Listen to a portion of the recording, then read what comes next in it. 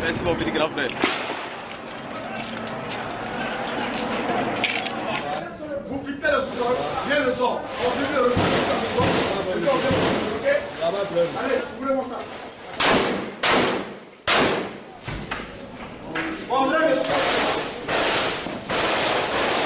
Africa is waking up. From the dusty streets of Ouagadougou to the crowded cities of Abidjan, a storm is rising. People are standing up, old powers are shaking, and something big is changing. In this episode, we break down the unrest in Côte d'Ivoire, the legacy of French influence in West Africa, and the wave of revolutions sweeping the region. This isn't just news, it's a movement, and the world is watching. At first glance, it looks like another protest, but in the streets of Côte d'Ivoire, the people are pushing for more than political change. They want real independence. President Alassane Ouattara is under fire. Many see him as a puppet of Paris. They say he's turned his back on the people, ignoring poverty, cracking down on free speech, and favoring foreign interests. The tension didn't start overnight. It's been building for years, from Ouattara's controversial third term to violent military crackdowns. Ivory Coast President Alassane Ouattara is running for a third term, defying opponents who say the constitution forbids him from running again. He formally accepted the ruling party's nomination to be its candidate on Thursday. Ouattara has governed since 2011 and said in March he would not run again, but the leading party asked him to reconsider after his preferred successor, then Prime Minister Amadou Gon Coulibaly, died in July. Je peux vous assurer que cette décision mûrement réfléchie est un devoir que j'accepte. I can assure you that this decision, which I came to maturely, is a duty that I accept in the interest of the nation and in order to continue to relentlessly put my experience at the service of our country. Mon expérience au service de notre pays. Compte tenu de l'importance que j'accorde. Given the importance I give to my responsibilities and to my word, this decision represents a true sacrifice for me and which I take full responsibility for out of love for my country. Que j'assume pleinement par amour pour mon pays. Ouattara argues his first two mandates do not count under new constitution adopted in 2016. This election is seen as the greatest test yet of the tenuous stability achieved since a brief civil war in 2010 and 2011, which killed about 3,000 people following Ouattara's first election win. The deadly conflict sparked when then-President Laurent Gbagbo refused to step down following Ouattara's victory. The first round of polling will be held on October 31st.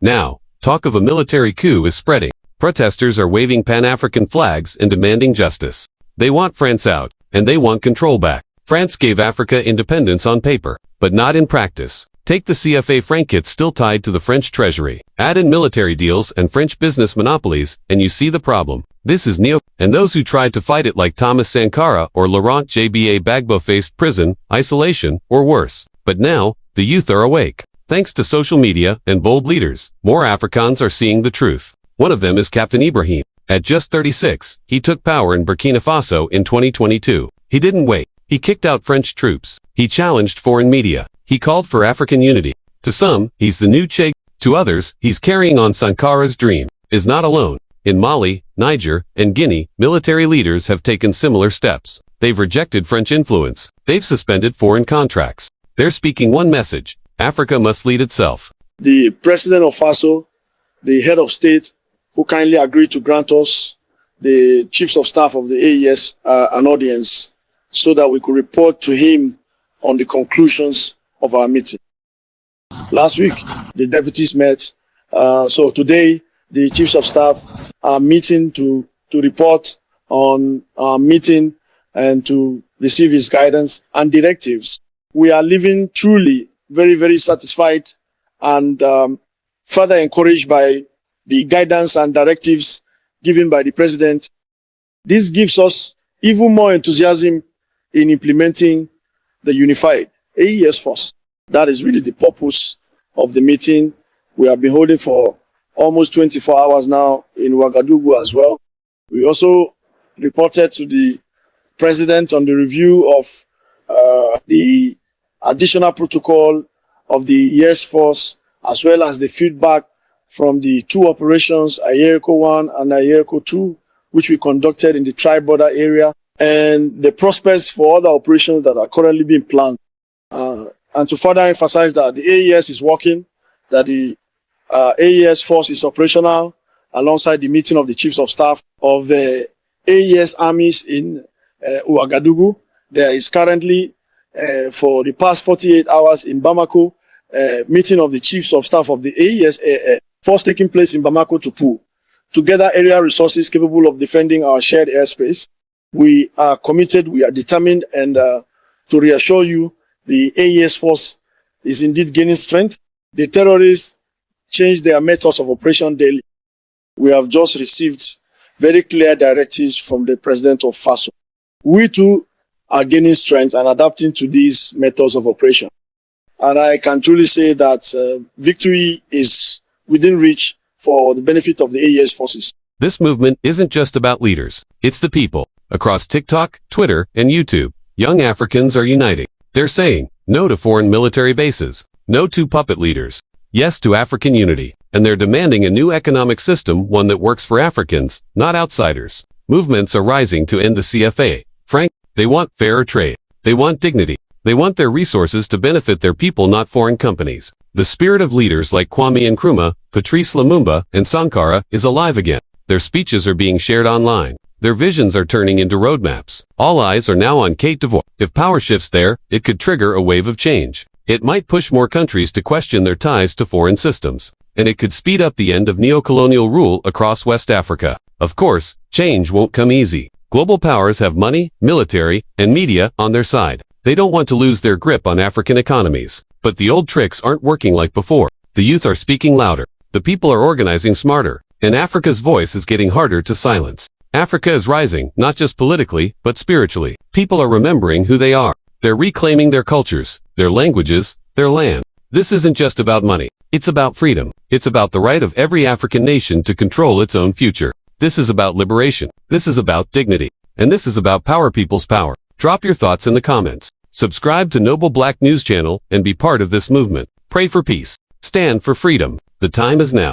I hope that religious leaders here in Burkina Faso also take advantage of this moment to preach.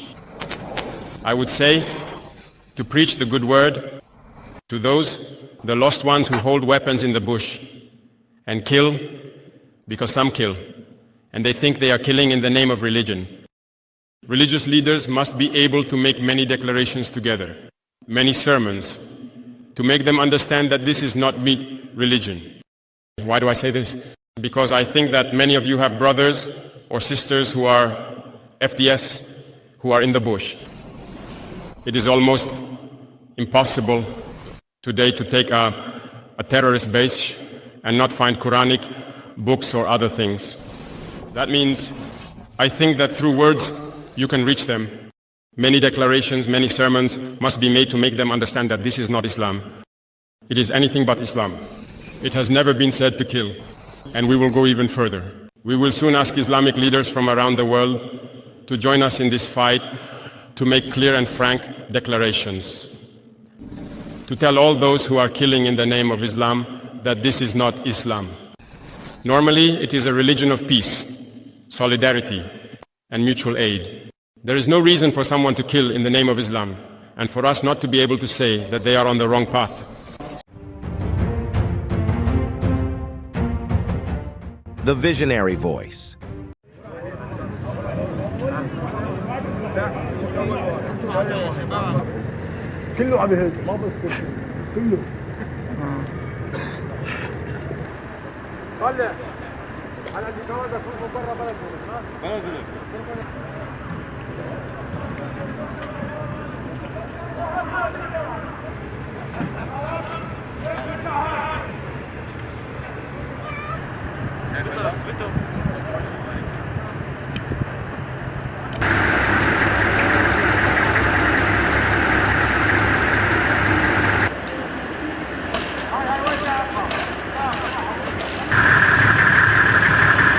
Ya va. Bueno.